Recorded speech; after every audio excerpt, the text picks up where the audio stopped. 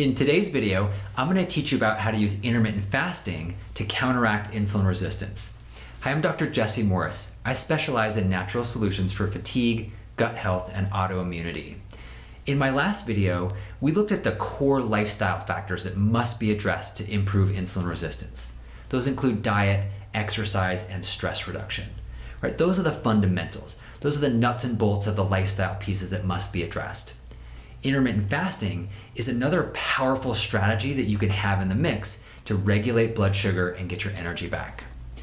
If you're not familiar with intermittent fasting, the basic concept is that you want to spend extended periods of time where you're not eating or taking in any calories.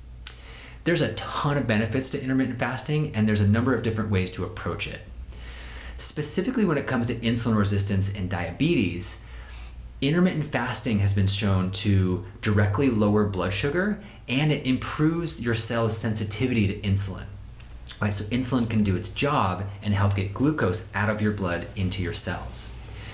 Other benefits of intermittent fasting include weight loss. So intermittent fasting promotes weight loss and also reduces inflammation. Right, so those four factors, improving insulin sensitivity, reducing blood glucose, losing weight, and reducing inflammation, are all really important in counteracting insulin resistance and improving regulation of blood sugar. So what does intermittent fasting look like, right? How do you actually do it? So there's a number of different ways to approach it, and I'm going to cover three of the most common ones. So first off, there's something called whole day fasting. That's where you spend 1 to 2 days each week not eating, right? You don't eat any calories, right? It's a pretty simple approach for people that can handle that. The second approach is called alternate day fasting. That's where you alternate fasting days and regular feeding days.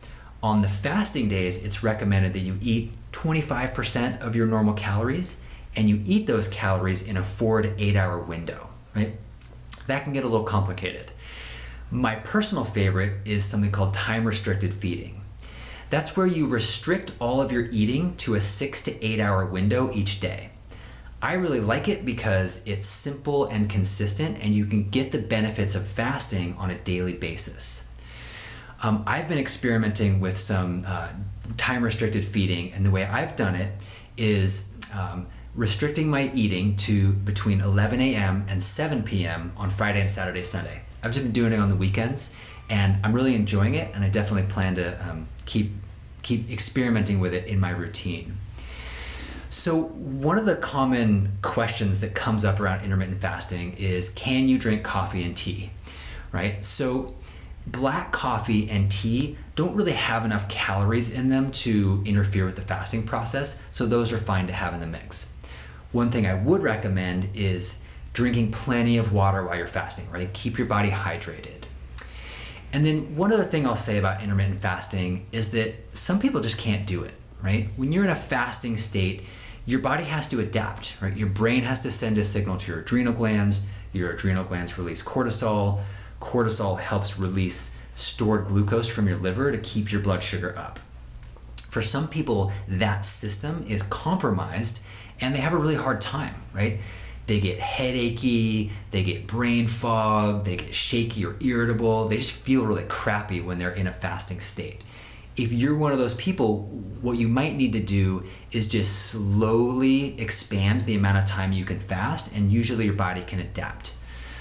So if you have insulin resistance or diabetes, intermittent fasting is a really powerful thing to experiment with and try. It can be really potent to lower blood sugar. I recommend, giving it a whirl. And no matter what kind of style of fasting you choose, I would also really recommend focusing on avoiding foods that spike your blood sugar, right? Sugar, simple carbs, high glycemic fruits, and focus on eating foods that keep your blood sugar stable. Proteins, veggies, healthy fats, nuts and seeds, that kind of thing. So listen, I hope this is helpful for you.